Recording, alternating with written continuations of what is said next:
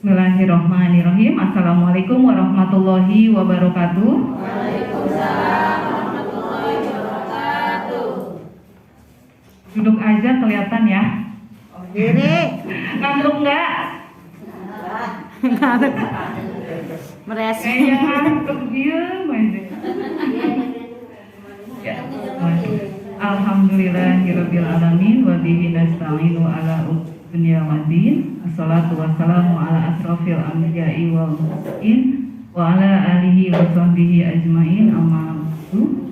Rabbi shrah li sadri wa yassir li amri wahlul 'uqdatam min lisani yafqahu qawli. Semoga apa yang saya sampaikan bermanfaat untuk semua di hari ini.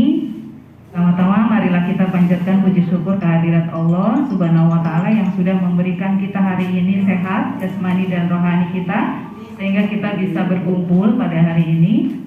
Shalawat serta salam mari kita curahkan kepada junjungan Nabi besar kita Muhammad sallallahu alaihi wasallam. Di sini kita diminta untuk menjadi narasumber tentang penyuluhan dan pelatihan kader posyandu. Kader posyandunya ya alhamdulillah gak ganti ya, cuma mungkin ada 1-2 orang yang baru. Ada berapa yang baru? Teh Santika ya, Teh Erna, Pemahanan, Kemai. Oh, ini mah andalan ini anaknya Balura ya. Ya selamat datang untuk kader. Deti, oh ya, Deti. Selamat datang saya ucapkan dan selamat bergabung.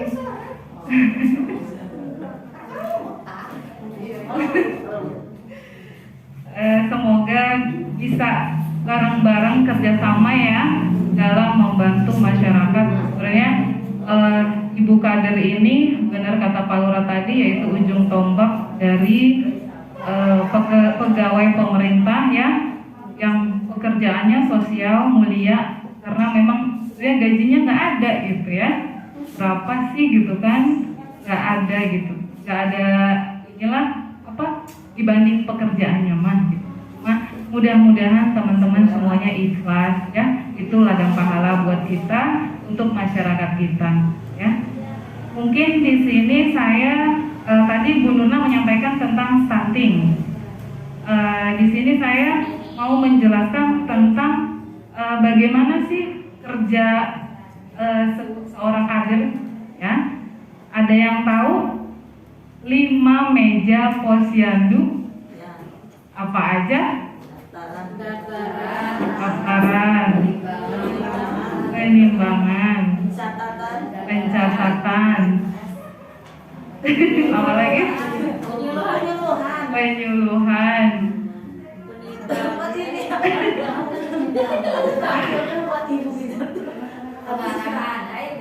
Udah bener 4. Satu lagi. Kasih obat.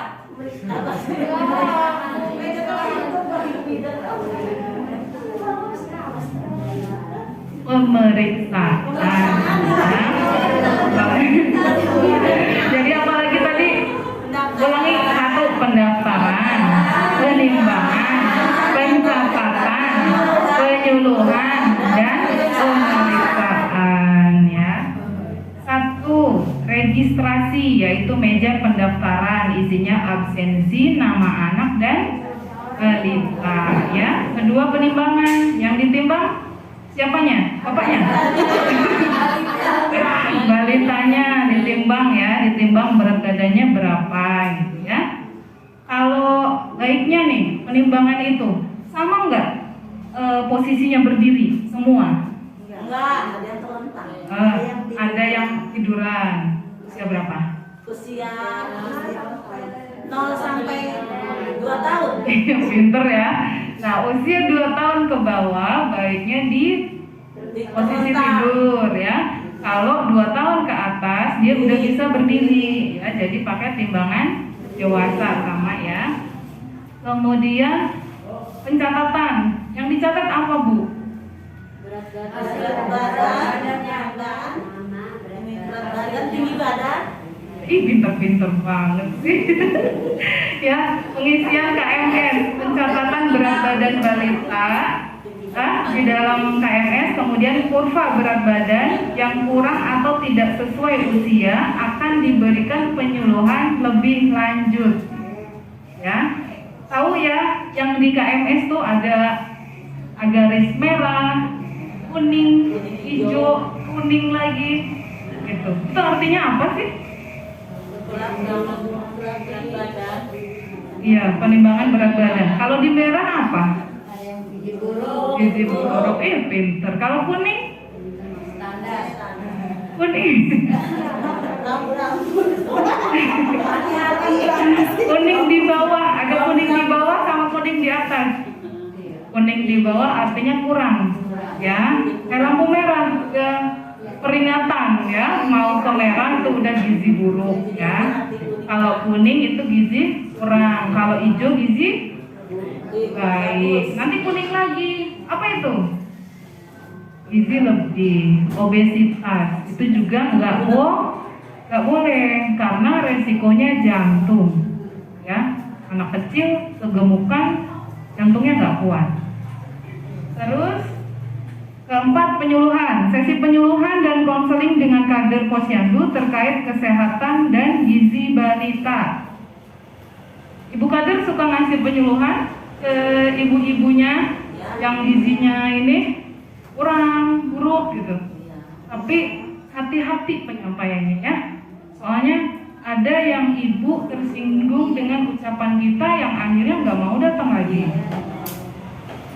Jadi jangan gini, kan ada yang mungkin kalau ngomong tuh, anak kira mah gini. Jangan ya, jangan sampai kayak gitu.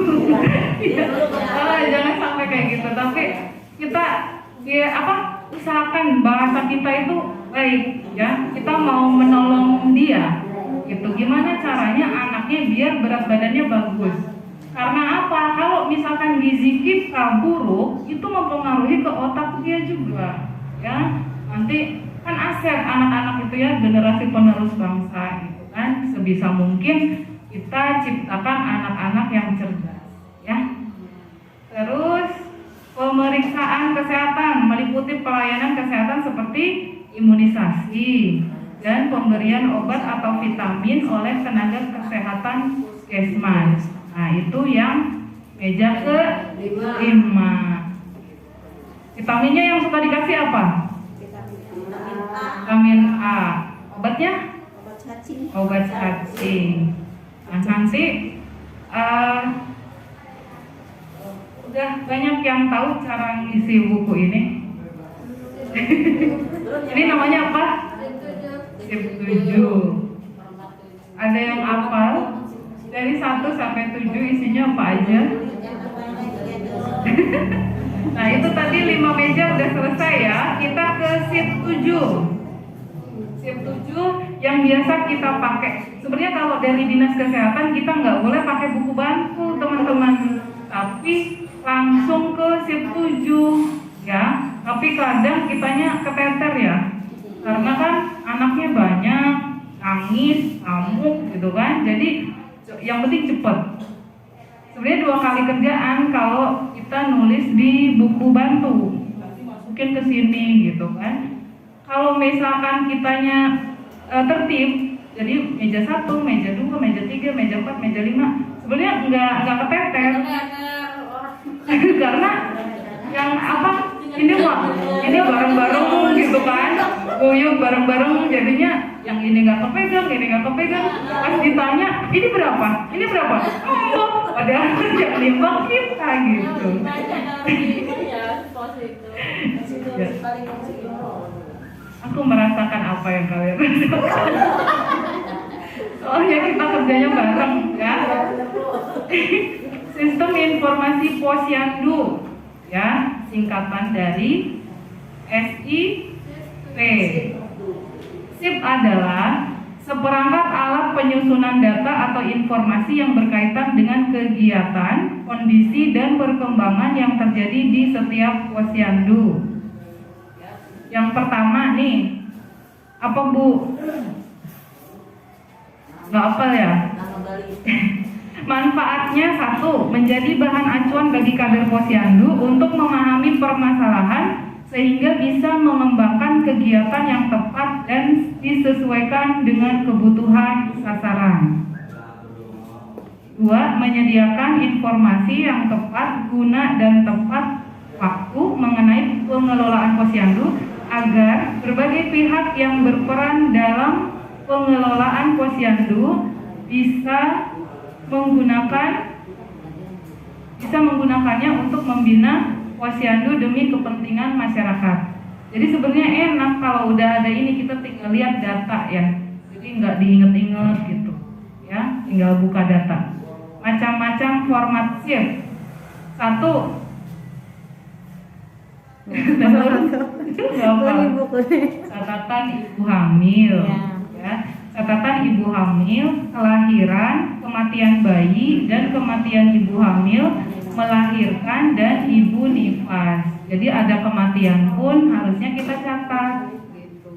Itu nanti kan di akhir tahun atau apa, desa suka minta data bumil berapa setahun, data kematian berapa gitu. Jadi kalau misal kita punya catatan kan enak nanti tinggal merekap ya.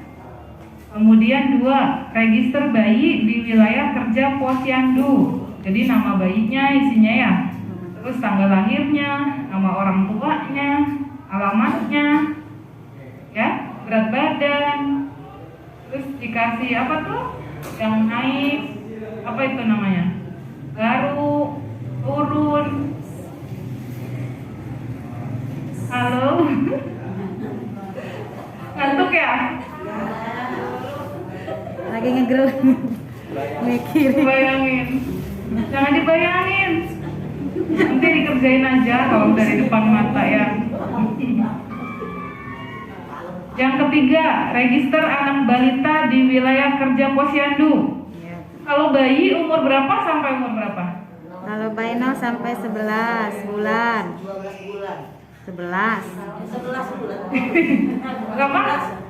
0 sampai 1 tahun. 1 tahun lah. Kalau 11 Itu bulan. diregister Bayi. di atas 1 tahun sampai 5 tahun. Binaan kita ya sampai 5 tahun.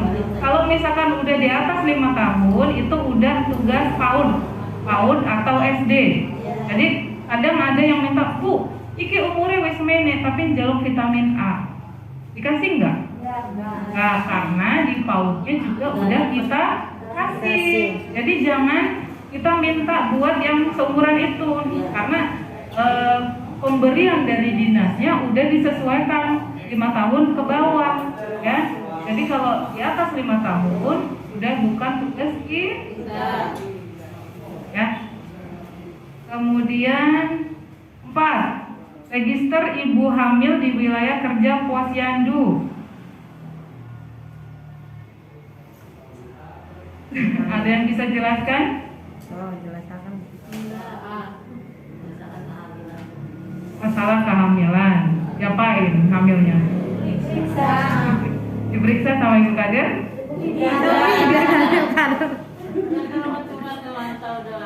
Nih, kalau ada ibu hamil ya, kan ada yang kerja, ada yang enggak, ada yang mau ke bidan, ada yang enggak, ada yang mau ke posyandu, ada yang enggak, macam-macam ya. Nah, tugas kader melaporkan ke bidan, terus mengajak ibu hamilnya untuk ikut posyandu, biar diperiksa. Nanti kalau ada kendala kita rujuk, kita anjurkan ke rumah sakit, kita anjurkan ke puskesmas gitu ya. Jadi dari mulai nol, jangan ngasih taunya udah mau lahir, jangan. Nah, karena target kita kalau misalkan pelaporan dari usia trimester pertama, berapa trimester pertama itu? Berapa bulan? 1 sampai 3 bulan. Hah? 1 sampai 3 bulan. Nah, 1 sampai 3 bulan itu harus sudah diketahui ya ke tetangga-tetangganya tuh, anak sing meteng apa sekian bulan, kalau bisa itu di bawah 3 bulan itu udah laporan ya. Soalnya kalau misalkan laporan di atas 3 bulan kita tidak mencapai target namanya ya, ada targetnya. ada targetnya di bawah 3 bulan sudah harus dilaporkan. Jadi itu masuk ke penanganan kita. Berarti kita nggak kecolongan. Iya. Ya teman-teman ya. Terus ada yang lahir juga kita laporan. Ya. Kelima, register WUS di wilayah kerja posyandu. WUS apa? Wanita usia subur. Wanita usia subur. Yang kayak gimana? 15 sampai 4. Sampai 20 tahun lah. Hah? 20 sampai Usia subur itu anak pertama dapat haid tuh Iya, 15 tahun. wanita usia subur. Nah, jadi rata-rata kan 15 tahun sampai menopause. Menopause berapa? 50 lah. 50-an ya. Iya, Ada 49 lah. 45 menopause dini ada. Iya, Ada sekitaran 40 segitu juga. ya. Itu namanya wanita usia subur. Kalau PUS, Pasangan usia subur. pasangan usia subur yang kayak gimana? Yang punya pasangan, Yang suami. punya pasangan ya. Kalau nggak punya pasangan masuknya Wus. WUS. Walaupun dia udah punya anak, udah menikah, tapi kalau nggak ada pasangannya masuknya Wus. WUS. Nah itu harus dipilah. Ada berapa? Oh seperti saya, iya. Saya PUS. Bu Saki? Udah berapa umurnya? Ada nggak 50? Masih haid nggak Bu Saki? Udah nggak? Berarti udah nggak termasuk WUS ya?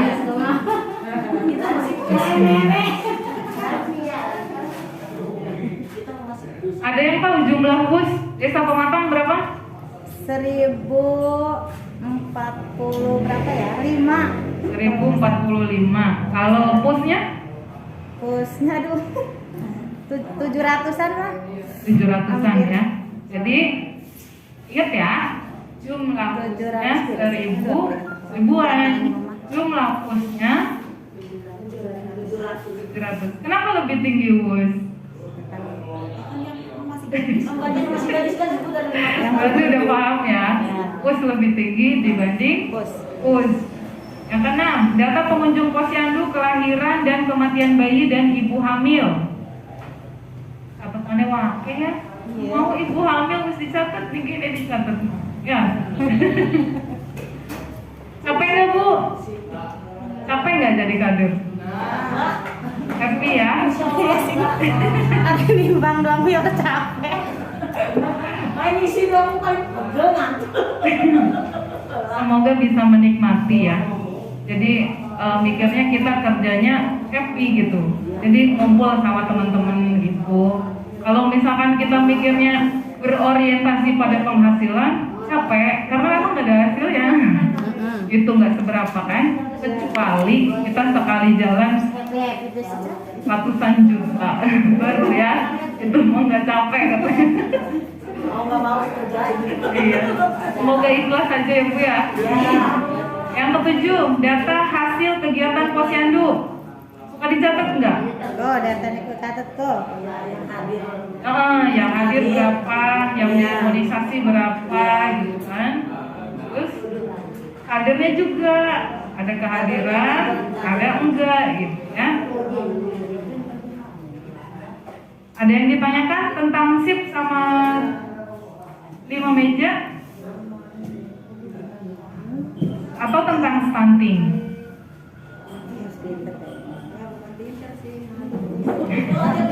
Apa? Kan dilihatnya anaknya itu kan karena sehat, kelihatan sehat anaknya, tapi pendek. Itu katanya ngomong orang dari turunannya kalau bapaknya pendek, ibunya kan gimana itu? Apa sih? Yang enggak. Ya memang ada juga yang kayak gitu Bu, emang turunan ada yang kayak gitu. Nah, kan kita bisa membedakan Bu, walaupun ibu bapaknya pendek punten ya, tapi kan untuk anak ini bisa dicegah. Dicegahnya tadi itu dengan cara apa? Ketika masa kehamilan, malah lebih baik ketika masa remaja. Namanya kita ikhtiar ya Bu ya, dengan anak yang sehat, makannya yang benar, amin apa yang dokter anjurkan, ibu dengan anjurkan diminum kayak gitu. Insya Allah kalau misalkan memang kayak gitu, anaknya pun bagus umurnya, ya. Tapi memang ada juga yang turunan, udah segala macam. Saya kayaknya biar anak saya ini enggak pendek, pokoknya saya harus ini kayak gitu, ada yang seperti itu. Tapi pada akhirnya tetap ending, ada yang kayak gitu. Yang penting ikhtiar orang tua tersebut, makanannya, asupan gizinya ya, itu yang sangat penting kayak gitu. Jangan sampai lidang ya, kalau ibu hamil mah ya lidangnya kayak ayu eko kan, ternyata ayu eko itu tuh gak bagus, bukan makanan sehat kayak gitu. Ya kan kalau kayak gitu mah kan nantinya mungkin ketika lahiran entah banyak apanya atau apanya kan kita nggak tahu. Jadi salah satu ikhtiarnya kita perempuan banyak-banyak minum vitamin yang dianjurkan ibu bidan, sering-sering kontrol ke ibu bidan. Kan nanti di situ kan kalau USG itu kan kelihatan ya ibu bidan ya, di situ kan panjangnya berapa, berat badannya yang ada di jalan berapa kayak gitu. Jadi memang harus pintar-pintar, jangan cuma hamil aja, tapi untuk handphone tidak digunakan untuk searching, untuk cari-cari tentang kehamilan harus seperti apa, terus kok kayaknya ada yang aneh gitu, tapi dibiarkan aja, bukannya fasilitas kesehatan kayak gitu kan banyak sekali bu kayak gitu ya. Karena mungkin kalau waktu itu saya lihatnya sama ada istiadatnya ya, akhirat pun masih ada aja yang di dukun ya kan, masih ada aja yang di rumah hewan bahasa yang ada bu desa lain, nggak tahu ya kalau Pematang ya, masih ada aja.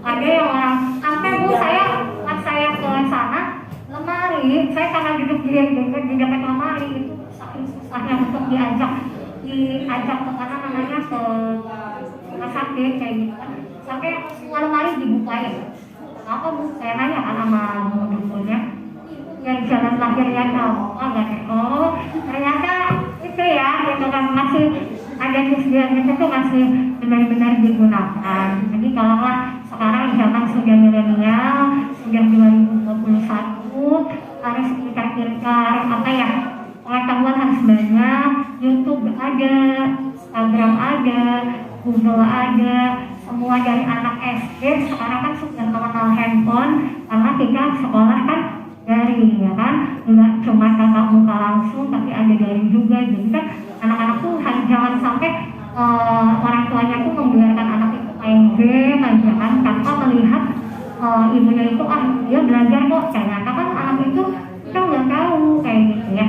Jadi kalau laki-laki yang tadi saya bilang ya, asupan makanan, asupan gizinya dilihat, terusnya jangan dibawa pusing, apalagi ibu hamil, jangan banyak stres ya. Bapak-bapaknya tolong diingatkan untuk selalu membuat happy ibu-ibu. Nah, ini belajar. Umur 2 tahun belum bisa jalan, apa setahun juga? Kecil banget badannya. Kalau bisa dikatakan seperti itu bu, dilihat dulu. Jadi bukan hanya karena umur 2 tahun gitu kan kecil ya, nggak bisa dilihat dia sekali nggak gitu, harus ada ukurannya. Kalau mereka badannya berapa, tinggi badannya berapa, apa aja nih kebiasaan makannya ya kan. Dan biasanya Bu Nadia ya yang tahu itu katakan ya orang-orang yang stunting itu ada di Bu Nadia sama di desa.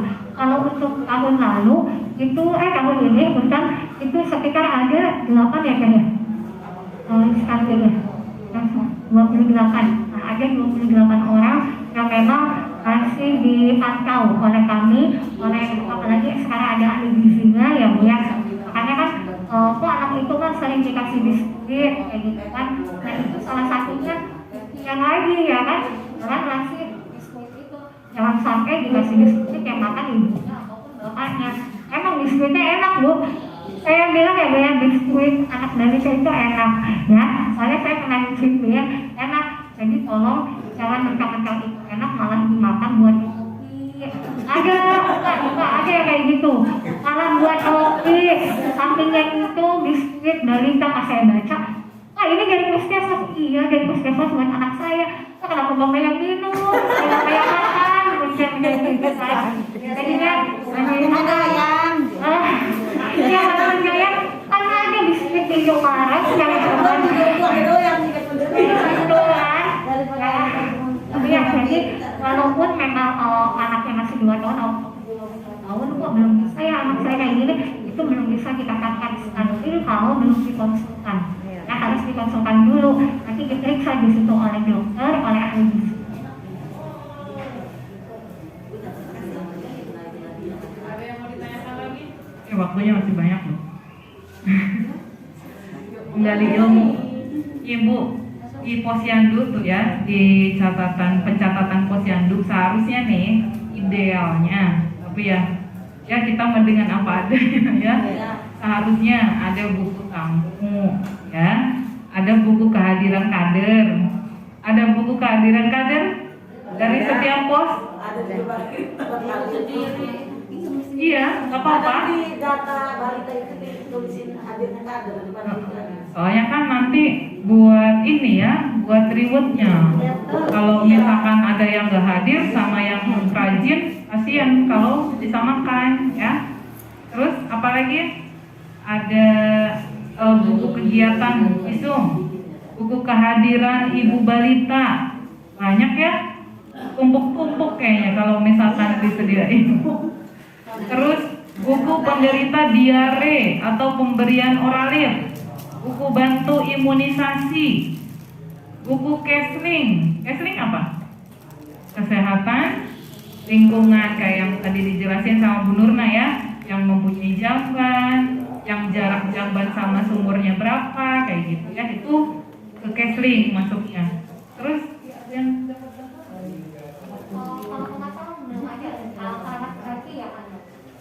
jadi kayak misalkan ada yang stunting kemarin sama gizi buruk, dilihat rumahnya belum ada WC, kita bantu ya, ada bantuan dari dinas kesehatan.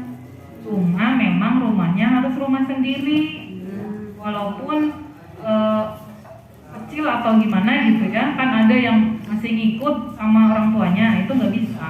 Kayak kemarin kan David ya, Jessica ya? Iya. David yang mau dikasih tadinya, berhubung itu rumah orang tuanya, bukan rumah Davidnya, jadi nggak jadi ya. Kemudian ada buku ASI eksklusif, jadi ada pencatatan tersendiri buat bayi-bayi yang ASI eksklusif tuh kayak gimana sih? Yang dari ibunya? Yang dari ibunya itu apa boleh juga dikasih madu? Nggak boleh, harus khusus ASI ASI sampai kapan itu? 6 bulan, dari 6 bulan, Dari 0 sampai 6 bulan. 2 tahun.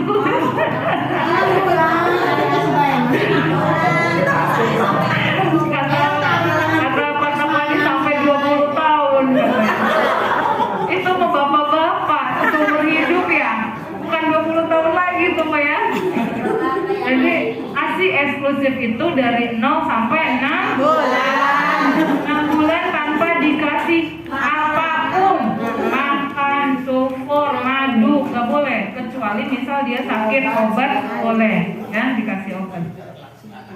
Kemudian buku kematian umum harus punya itu, kematian umum. Buku data pus yang tadi, yang pasangan usia subur, karena itu mempengaruhi sub KB ini, pos KB ya. Nah, nanti datanya kan enak. Oh, berarti yang ber-KB di desa Pematang ini sekian, gitu kan? Ada KB ini, KB itu ya. Kemudian buku Dasawisma, tahu nggak? Saya juga tahu lah. Udah berjalan ya Wisma. Buku pemberian vitamin A. Iya. Nah, itu biasanya formatnya dari kita ya. Iya. Terus buku penerimaan dan pengeluaran barang. Kayak apa itu? Alkes ya, kayak misalkan timbangan. Oh iya. Itu penerimaan ya. Kemudian buku kas atau keuangan. Ada ya di bendaharanya. Iya betul. Paroh. Mana Paroh? Ada di rumah. Coba unjuk gigi biar orang Benar. Diam aja kalau Iya, perawat. Buku UKGMD. Apa itu bener nah? UKGMD. Buku PMT. PMT. PMT. Arsip laporan. Ya, siap 7 PMT mah yang pemberian dari Bu Nadia, dari desa kayak gitu. Kalau ada formatnya mah ya kita isi.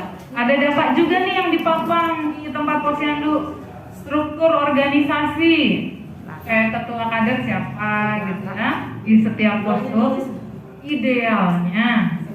Ya, jadi kita sampaikan biar teman-teman tahu gitu ya. Terus ada jadwal piket, segala ya. Peta sasaran, KIA atau gizi. Jadi tahu mana yang ada ibu hamil, mana yang ada gizi buruk. KIA apa? KIA kesehatan ibu dan anak. SKDN.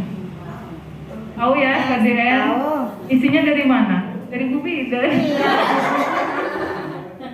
Dari Bu Bidan ya. Kalau ngisi sendiri paham nggak? Iya, paham ya kan. Diajarinya masuk nggak? Orang diajar terus balik. SKDN itu datanya ada apa aja teh? S, apa S? KPS, sasaran. Sasaran. K, KIA yang punya KIA. yang punya KM. KMS. KMS apa? Kartu menuju sehat. J, Wow, apa dia? Ditimbang. ditimbang. D, aksen. Diakses. D, aksen tuh bentuknya kayak gimana? D, ada titik di atas. Artinya apa itu? Yang naik. Penjumlahan antara naik dan turun. N, Naik. T, turun. P2, P2 Baru. kekal. Oh, sekarang hadir, kemarin enggak. B, BGM katanya bisa tadi gitu. BGM apa? Bawah garis merah. nanti juga bisa. Yang penting mau belajar, jangan nimbang baik.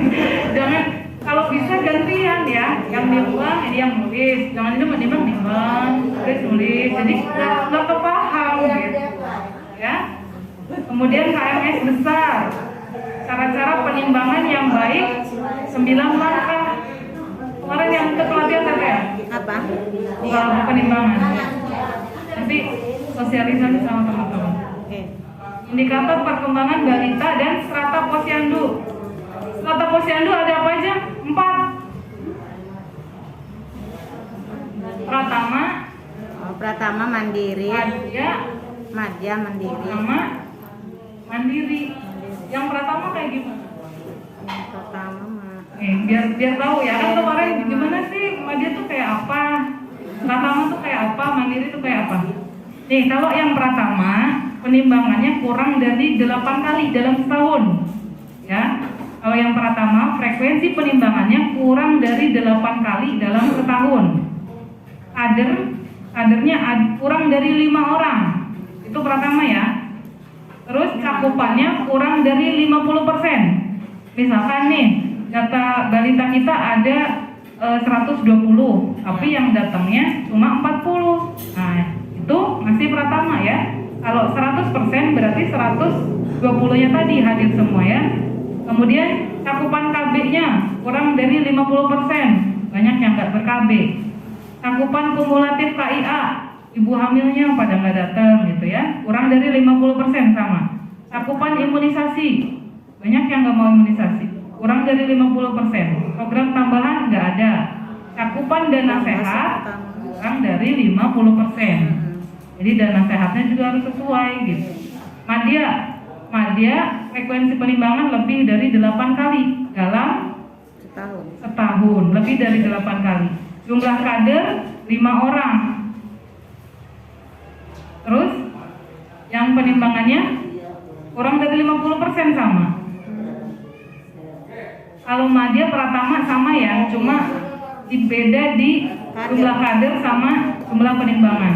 Kalau Purnama lebih dari 8 kali penimbangannya dalam setahun, udah lebih. Kadernya 5, semuanya lebih dari 50%. Berarti Purnama ya maksudnya? Purnama. Nah, mandiri, satu lagi. Oh, mandiri. Mandiri lebih dari 8 kali penimbangan dalam setahun, kader 5. Terus yang ditimbang lebih dari 50%, cakupan KB lebih dari 50%, cakupan ibu hamilnya datang semua lebih dari 50%, imunisasi lebih dari 50%, ada program tambahan dan dana sehatnya lebih dari 50%. Nah, itu mandiri, jadi semua dibiayai sendiri. Ada yang ditanyakan? Gak paham ya?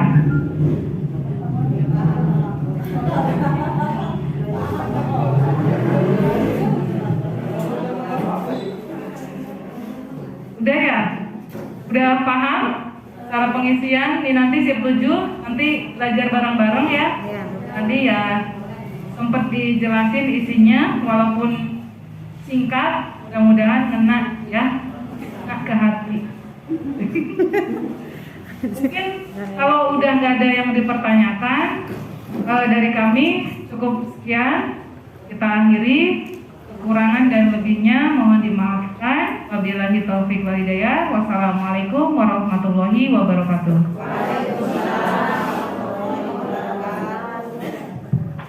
Kami ucapkan terima kasih kepada Ibu Rofiani dan Ibu Nurna yang telah menyampaikan materi tentang stunting dan prosedur kerja Kadin Posyandu. Semoga bisa dipahami ya Ibu-ibu ya. Paham? Paham apa